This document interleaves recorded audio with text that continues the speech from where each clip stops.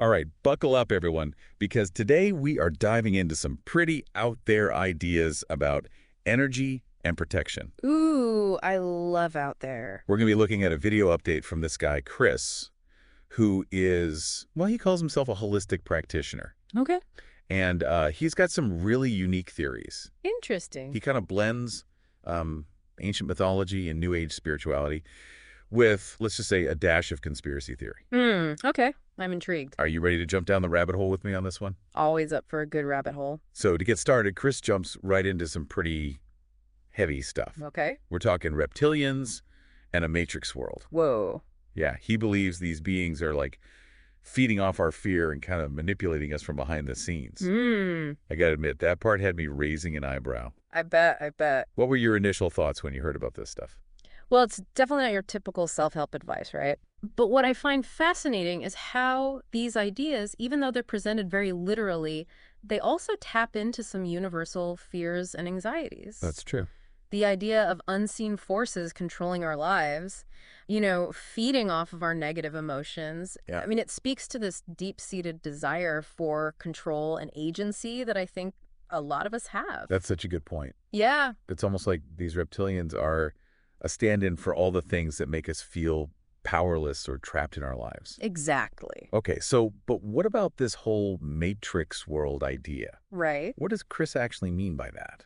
Well, he describes it as this sort of artificial reality that these reptilian beings have created. Okay. And within this matrix, he claims that each of us, like every single person, has an Ark of the Covenant inside of them. Hold on, the Ark of the Covenant, like the biblical artifact? Yeah, uh-huh. What is that doing in a matrix? Right, such a weird choice of words. But it suggests that he's drawing on this really ancient, almost sacred imagery to describe something that he sees as deeply embedded within us, And he actually claims that this arc acts like a modem, keeping us connected to this reptilian grid. Okay, now that's where things start to get really wild. Yeah. So he's saying we're all plugged into this system controlled by these beings, and he even talks about something called looch. Looch, huh? Yeah, which these reptilians apparently harvest from our fear. That's an interesting concept. Yeah, I don't even know what looch is. Me neither. But it speaks to this idea that negativity has a sort of energetic substance that can be used or even weaponized by these beings. Yeah. And again, while this might sound like pure science fiction to some people, Yeah. it also reflects this common belief that our thoughts and emotions have a tangible impact on our reality. I can see that. Mm-hmm. So if we're all trapped in this matrix and being drained of our looch, how do we escape? Oh, that's the question. Yeah, does Chris offer any solutions? He does, and this is where things get even more fascinating. Okay. He talks about turning off this Ark of the Covenant, like disconnecting from the reptilian grid. Yeah. And he talks about using protective energies like firmament and a spear of light. Okay, now we're getting into some serious metaphysical territory here. For sure. What are firmament and a spear of light, and how do they even work? He describes firmament as a kind of energetic barrier that repels negative energies.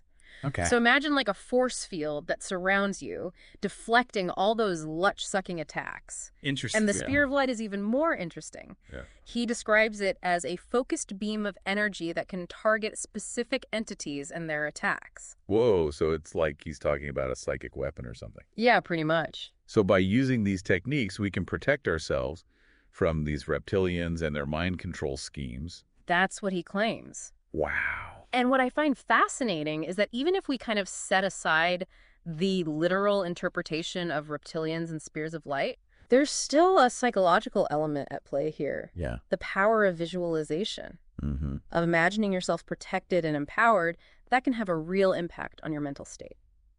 So even if we don't believe in literal reptilians, Right. there could still be benefits to using these techniques as a way to address our own fears and anxieties. Absolutely. It's like taking back control of your own narrative, Right. Instead of feeling like a victim of these unseen forces, you're actively visualizing yourself as strong and resilient. I like that. Mm-hmm.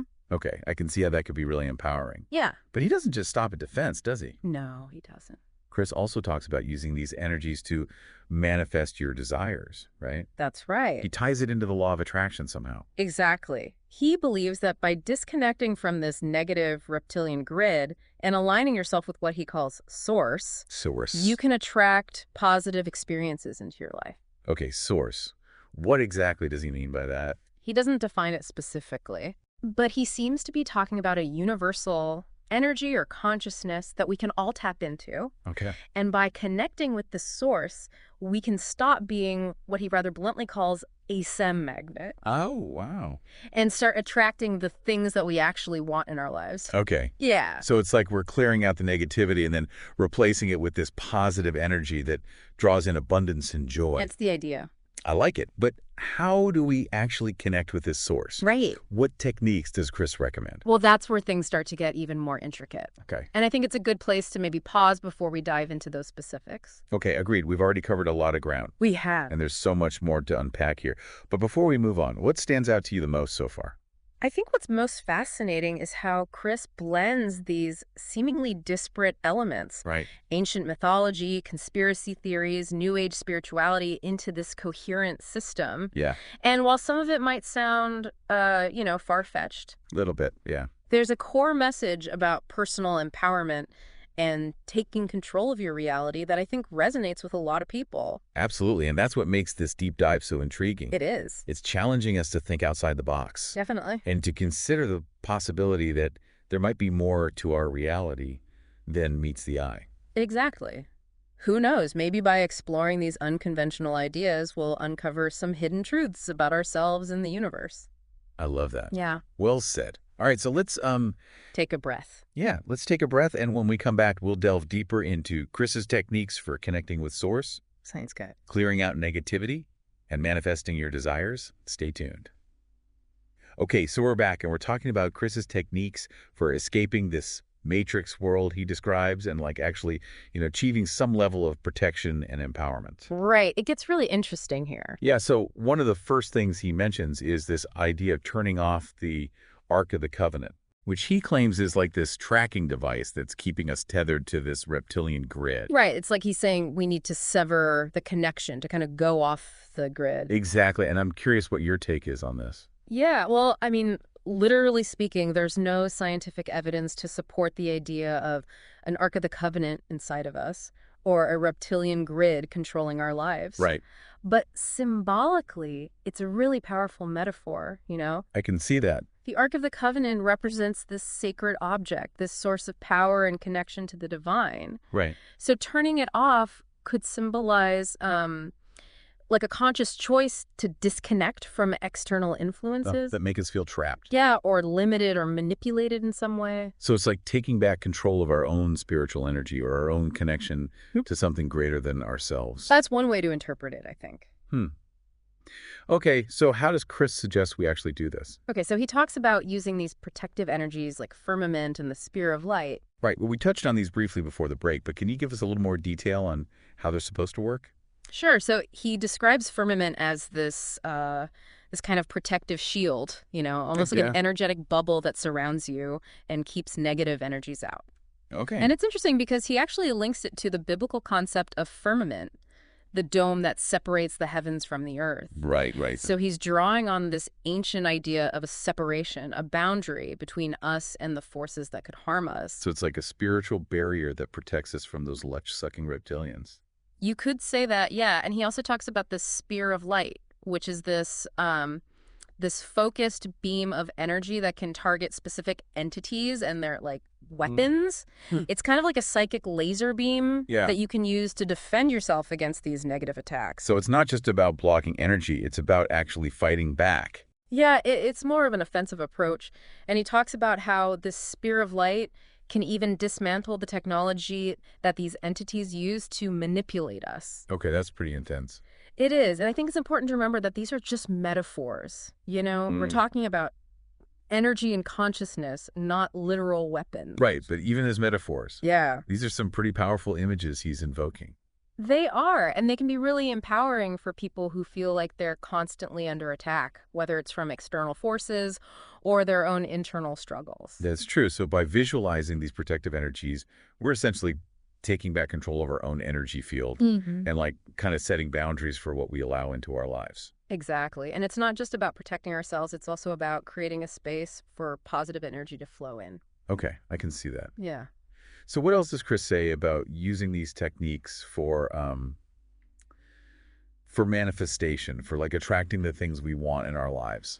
Okay, so this is where he ties it back to the law of attraction. And he talks about how when we disconnect from this negative reptilian grid and we align ourselves with source, that's when we start to become a magnet for the things that we truly desire. Okay, so it's like we're clearing out the static Right. so that our signal can be received more clearly by the universe or by source, whatever that may be. Yeah, it's like we're tuning into a different frequency. Right. And on that frequency, we're more likely to encounter opportunities, resources, and people that align with our highest good. I like that. Yeah. So it's not just about, getting what we want. Yeah. It's about aligning with something bigger. It's about aligning with our soul's purpose, our true path, Okay. and attracting experiences that support that journey. All right, so that's pretty profound stuff.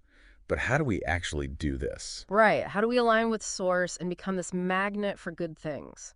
That's the million-dollar question, isn't it? It is. And Chris offers a few more specific techniques that we can explore. Okay, I'm ready to hear them, but first, I think we need to take another quick break to let all of this sink in. Sound like a plan.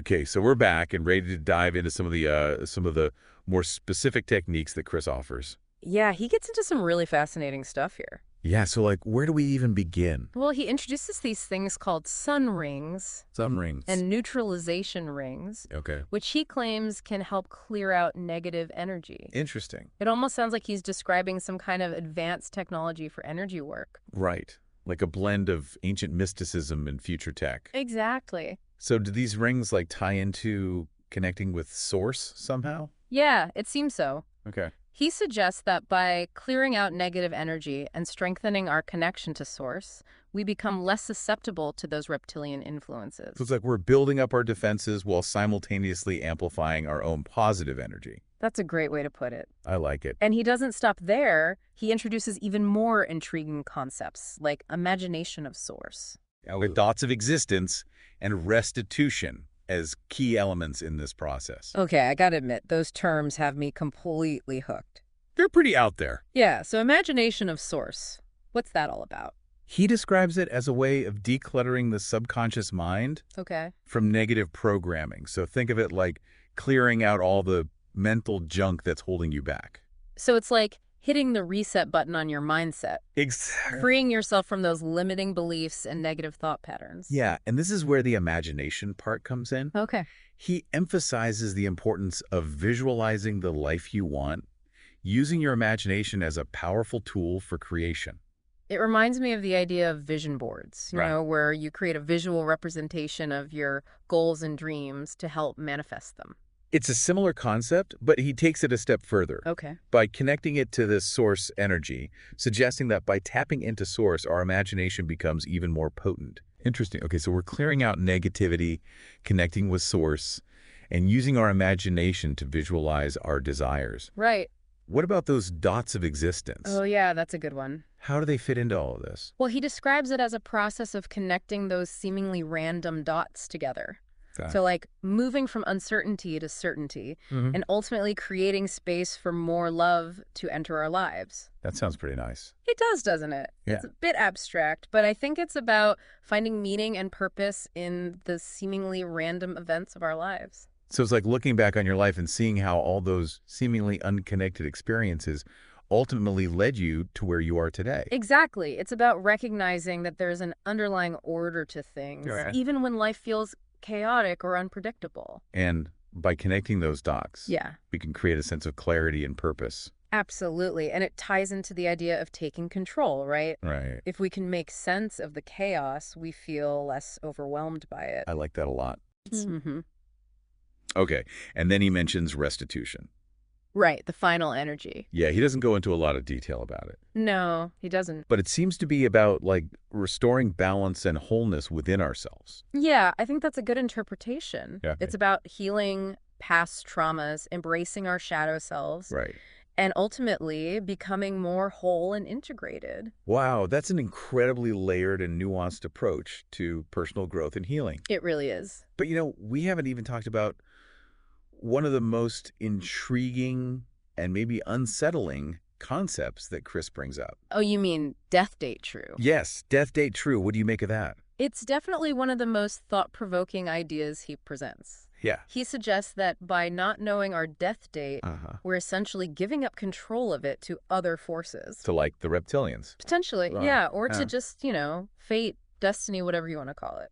Yeah. He implies that by accessing this death date true, we can reclaim control over our lifespan and maybe even defy our predetermined fate. It's a pretty radical concept. It's mind-boggling. It is, but it's also kind of empowering in a way. I think so too. It definitely challenges our conventional notions of mortality. You're sure? But even if we set aside the more esoteric aspects of it, it raises some interesting questions about our relationship with death, Like, do we shy away from thinking about it? Right. Or do we embrace it as an inevitable part of life? That's a big question. It is. It's a question we all have to grapple with at some point. Yeah, but Chris's approach definitely encourages us to confront it head on. Right. He's not shying away from it. No, he suggests that facing our mortality can actually be a source of liberation, Interesting. allowing us to live more fully in the present moment. That's a powerful perspective shift. It is. Instead of fearing death, Yeah. we can use it as a catalyst for living a more intentional and meaningful life. I love that. Me too. So looking at Chris's approach as a whole, even with all the more out there ideas, The reptilians, the Matrix. all of it, Yeah. what stands out to you as the most valuable takeaway? I think what's most valuable is his emphasis on personal empowerment Okay. and taking responsibility for shaping our own reality. Right. Whether or not we buy into the literal existence of reptilians or a Matrix world, Yeah. the underlying message about recognizing and overcoming the forces that limit us, both internally and externally, that's incredibly powerful. I completely agree. It's about recognizing our own agency and using the tools and techniques available to us, whether they're conventional or unconventional, to create the life we desire. That's what it's all about. Yeah, it's been a wild ride exploring Chris's world, It has. filled with thought-provoking ideas and mind-bending concepts. I know, it makes you think. It really does. What a fascinating deep dive this has been. It certainly has, and I encourage everyone listening to take what resonates with them and explore these ideas further. Right, do your own research. Exactly. Maybe even try out some of Chris's techniques and see what happens. Who knows what you might discover. Absolutely. Thanks for joining us on this journey into the unconventional. My pleasure. Until next time, keep questioning, keep exploring, and keep creating the reality you desire.